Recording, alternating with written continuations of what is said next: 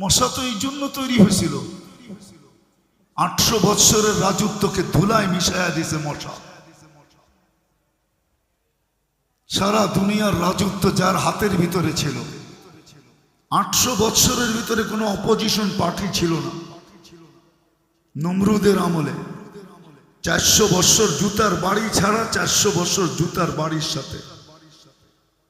দুনিয়ার ইতিহাসে একটাই মশা পাওয়া যায়, তাও ল্যাংড়া, যার বয়স দিছিলেন আল্লাহ 400 বৎসর। মশা তো এই জন্য না যে আমাদেরকে কাটবে আর ডেঙ্গু বানায় হাসপাতালে শোয়ায় দিবে। ইতিহাস উঠান, মশা তো এই জন্য তৈরি হয় নাই। মাথার হুকুম তো এই জন্য তৈরি হয় নাই যে আমাদের মহিলাদের মাথায় উকুন হবে আর সারাদিন মাথা চুলকাইতে থাকবে। মাসে 3 বার উকুন নিদন সাবান ব্যবহার করতে থাকবে। এই জন্য তো উকুন তৈরি হয় নাই। কোরআনে কুম্মালা আছে, উকুন কুম্মালা, কোরআনে এই শব্দটা আছে। তো ফেরাউনের জাতিকে শাস্তি দেওয়ার জন্য আল্লাহ তৈরি করছিলেন। চিৎকারের ফেরেশতা তো এই জন্য তৈরি করেন নাই যে জীবনে একবার চিৎকার দিবে তারপরে নাকে তেল দিয়ে ঘুমাবে। বাতাসের ফেরেশতা তো এই জন্য তৈরি করেন নাই যে কওমে আদকে খেজুর গাছের মতো শোয়া রেখা দিবে আর বাকি জীবন উদাসীন জীবন কাটাবে। আমি আসল কথায় নিয়ে যেতেছি, মুসলমান সারা দুনিয়ায় নির্যাতিত কেন? মুসলমান বলবো না, আমি উম্মতে মুহাম্মদী, যে উম্মতকে আল্লাহ বিশেষ রহমত দ্বারা উম্মতে মুহাম্মদীর অন্তর্ভুক্ত করলেন। আমরা উম্মতে মুহাম্মদী সদিচ্ছায় হই নাই। মুসলমানের ঘরে আমাদের অস্তিত্ব সদিচ্ছায় না, এটা মানতে হবে। আল্লাহর সবচেয়ে বড় রহমতে খাস, বিশেষ রহমত, ওটার মাধ্যমে মনে হয় নির্বাচিত হয়ে আমরা মুসলমানের ঘরে। অস্বীকার করতে পারবেন? এর চেয়ে বড় বিশেষ রহমত আমরা উম্মতে মুহাম্মদী।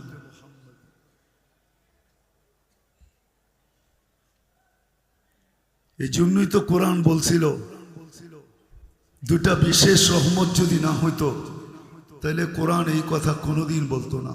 আমার উপরে রাগ হয় না, আমি জানি গতকালকে কি বয়ান হয়েছে, আজকে সারাদিন কি হয়েছে আমার জানা আছে। 2.5 ঘন্টা পর্যন্ত তো আমি শুনতেছিলাম, কিন্তু আমার এই প্রশ্নের উপর আপনার রাগ হয় না, একটু বিবেক দিয়া ভাবেন। শুধু প্রতিবাদী হওয়া উচিত ছিল না আমাদের, সাথে সাথে আল্লাহর দরবারেও ধর্ণা দেওয়া দরকার ছিল। 2 রাকাত সালাতুল হাজত যদি পড়া বলতাম, মালিক প্রতিবাদ করতে পারি করলাম, কিন্তু আসল মেসেজটা তোমাকে দিয়া দিলাম। কেননা আমরা 7 সমুদ্র 13 নদীর এই পারে, আমাদের ওই পর্যন্ত পৌঁছা সম্ভব না।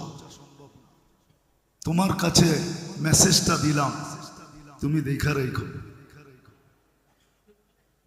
এতগুলা মানুষ, আমার মনে হয় এই এলাকার কেউ পড়ে নাই, পড়লেও 2-1 দিন পড়ছে, যে ওই পর্যন্ত পড়তে থাকবো যেই পর্যন্ত সমাধান না হয়। যা হোক, যেটা আমি বুঝাইতে চাইতেছি, আমি একটা দিকে আপনাদেরকে নিয়ে যাইতে চাইতেছি। আল্লাহ করুক আজকে সবার বিবেকের পর্দা খোলুক। আমি বিবেকের পর্দা খুলতে চাইতেছি। যতদিন পর্যন্ত বিবেকের পর্দা না খুলবে, ডুস খাইলে বলে হুশ হয়, চোর গেলে বুদ্ধি হয়। হুশ যতদিন পর্যন্ত না ফিরবে, বুদ্ধি যতদিন পর্যন্ত না আসবে, আমরা নির্যাতিত হইতেই থাকব। এতে কোনো সন্দেহ নেই। আমি নিয়ে যাইতেছি, আপনাদেরকে দেখাবো। আমি অল্প সময়ের ভিতরে কথাকে গুছায় নিব। আমার দিল যে ভাঙ্গা না এমন না, বা আমি যে বিরোধিতা করতেছি এমনও না, আমার দিলও ভাঙ্গা। ভাঙ্গা না হইলে এই কথাগুলা বাহির হতো না। আমার দিলটা আপনাদের মতোই ভাঙ্গা, রক্তক্ষরণ হইতেছে আমারও, যেমন আপনারা বলবেন আমাদের হইতেছে। এই জন্যই তো আমরা চিৎকার দিতেছি, আপনারা একভাবে চিৎকার দিতেছেন, আমি আরেকভাবে দিতেছি। সবার চিৎকারের ধরন যে এক হবে এমন না, ঠিক না? চিৎকারের ধরন ভিন্ন তো হতে পারে, আমারটাও চিৎকারই। তো যেটা বুঝাইতেছিলাম, যে মুসলমানের ঘরে আল্লাহ আমাদেরকে অস্তিত্ব দিলেন, জন্ম দিলেন বিশেষ রহমতের মাধ্যমে, উম্মতে মুহাম্মদী বানাইলেন। কোরআন আমাদেরকে বোঝায় আনতুমুল আলাউনা, তারপরে কোরআন ঘোষণা দেয় আনতুমুল আলাউনা, তোমরা সবার উপরে থাকবে, তোমাদের উপরে আমি কাউকে উঠতে দিব না। কোরআন বলে উলাইকা লাহুমুল আমান, নিরাপত্তার চাদরে তোমাদেরকে আমি বেষ্টিত রাখব। কোরআন বলে লাহুম রিজকুন কারীম, তোমাদেরকে আমি ক্লান্তিহীন লালিত পালিত করব। হাদিস যদি দেখি তো হাদিস আরো কিছু বলে, লারাযাকাকুম কামা ইয়ারযুকুত তাইর, পাখির মতো তোমাদেরকে পালব। কোরআন যদি দেখি তো কোরআন বলে লাহুম হায়াতান তাইয়্যিবা,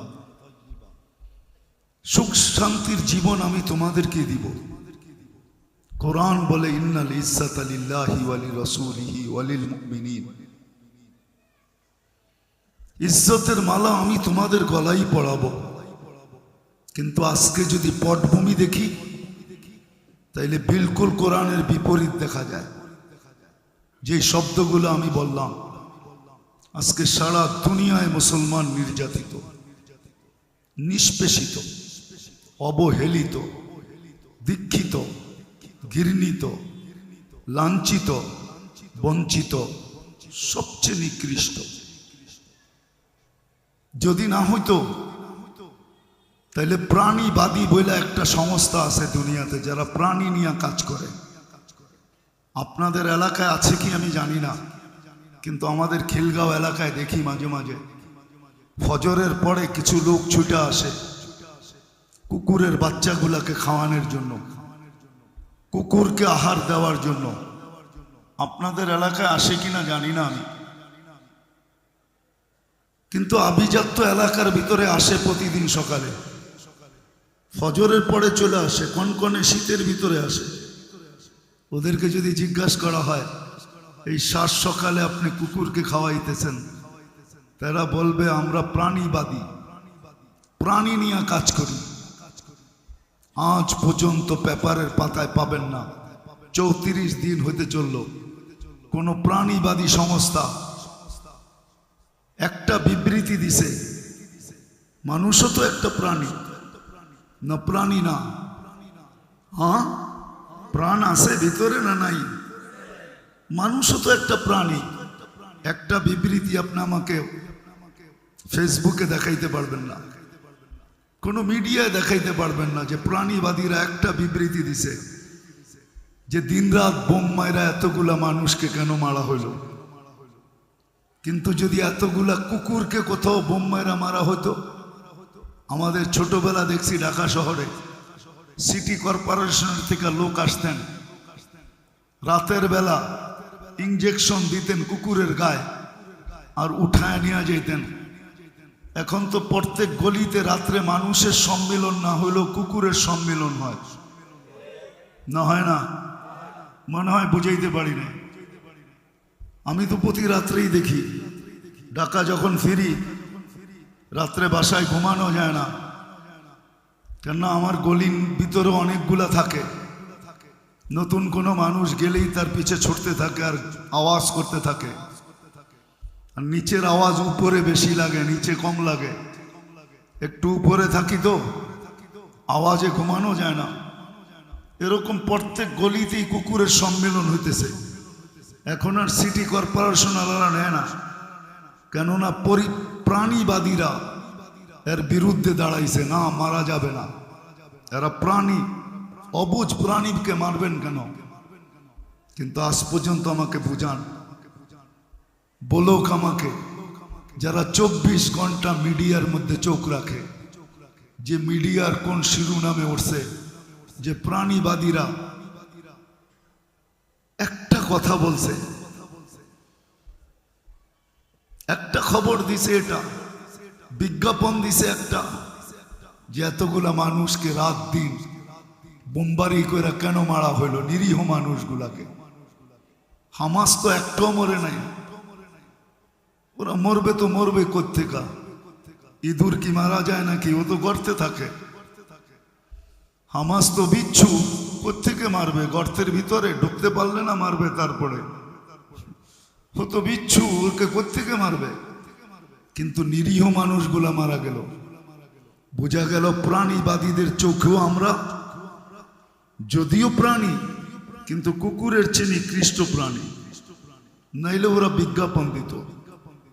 আজকে আসেন, আমি কথা গুছায় নিয়ে আসছি, কেন আমরা নির্যাতিত? যে উম্মতকে আল্লাহ কুদরতি হাতে বাছাই করলেন, আমরা বাছাইকৃত, কুদরতি হাতে বাছাইকৃত এই উম্মত। মানব জাতির ভিতর থেকে সর্বপ্রথম আল্লাহ আমাদেরকে বাছাই করছেন। আমি আমারটা বলি, আপনাদেরটা জানি না, বলে থাকি আমি আমারটা। মনে হয় লক্ষ কোটি মানুষের ভিতর থেকে আমি যখন কুদরতি হাতে উঠছি, তখনই মনে হয় আল্লাহ বলছেন তোকে উম্মতে মুহাম্মদী বানাইলাম। এরকম প্রত্যেককে আল্লাহ বাছাই করছেন। হুয়াজতাবাকুম, আল্লাহ আমাদেরকে বাছাই করা উম্মতে মুহাম্মদী হিসাবে।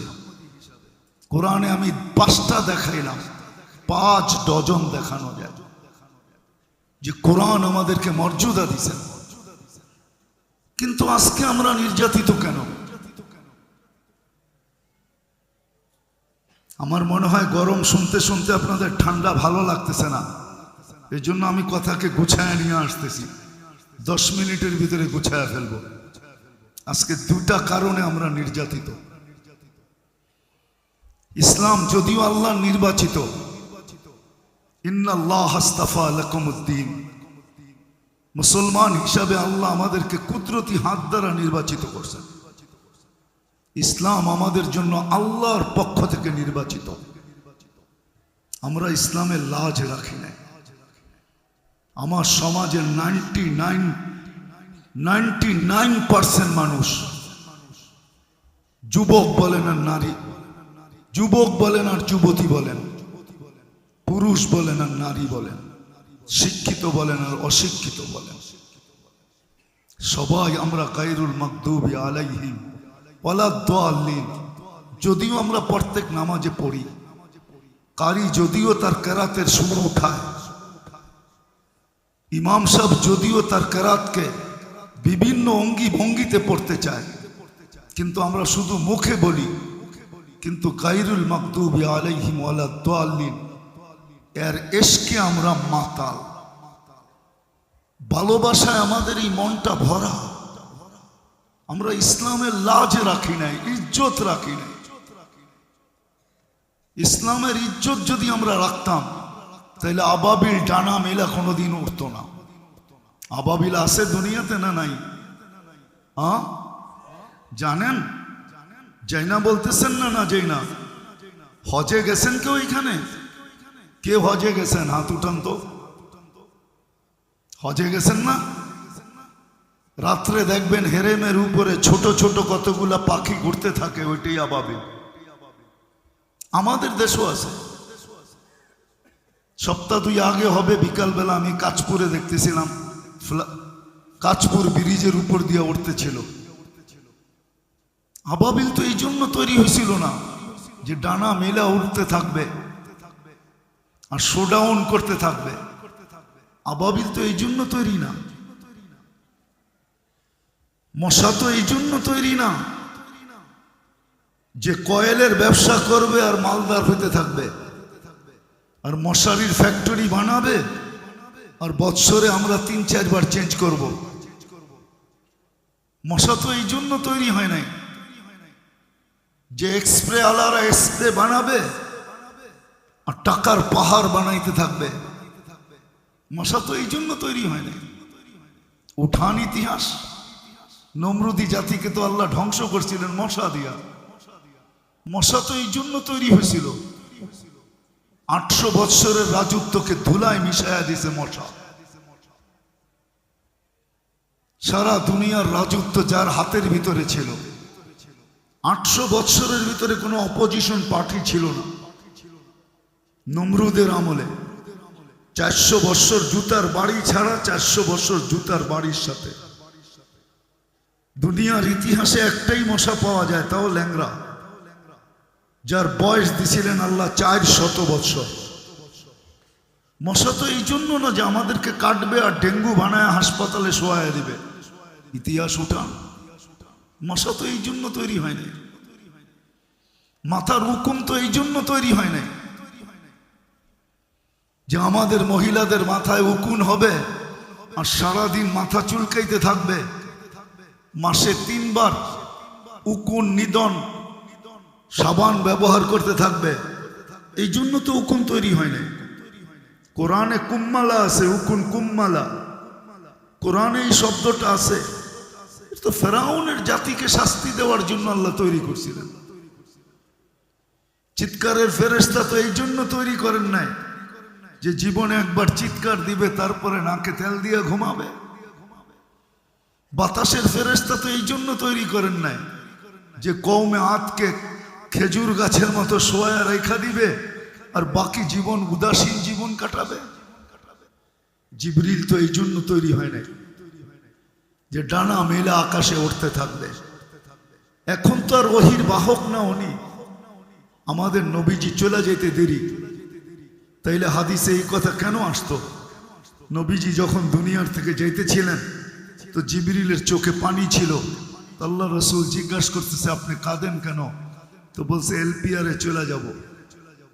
ওহির সুবাদে নৈকট্যময় যাওয়ার সুযোগ হতো, কিন্তু আজকের থেকে আর ওই নৈকট্যময় জায়গায় যাওয়ার সুযোগ হবে না, কেননা ওহি আনার প্রয়োজনও হবে না। আপনিই তো সর্বশেষ নবী, নবুয়তের ঘরের তালা আপনি, খাতামুন নবিয়িন মানি নবুয়তের ঘরের তালা, সিলগালা। আপনি তো সিলগালা, আপনি তো তালা, কেউ বাহিরও হবে না, কেউ ঢুকবেও না। বিনা আমি এলপিআরে চলে যাব, এক নৈকট্যময় যাওয়ার সুযোগ হইতো আমার। এই জন্যই চোখে পানি। 1.25 লক্ষ নবীদের দুয়ারে আনাগোনা ছিল, সবগুলা বাদই দিলাম।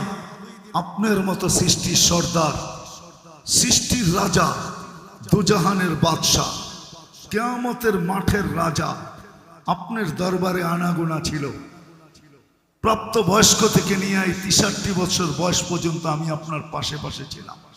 আর সত্য এটাই, আল্লাহ রসুল যেদিন জন্ম নেন ওদিন মিকাইল আলাইহিস সালামকে আল্লাহ বডিগার্ড হিসাবে নির্ধারণ করেন।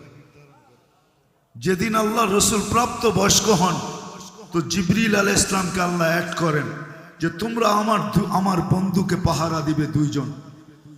বিদায় আজকে মনের ব্যথায় চোখে পানি। এখন তো আর ওনার ওহী আনতে হয় না।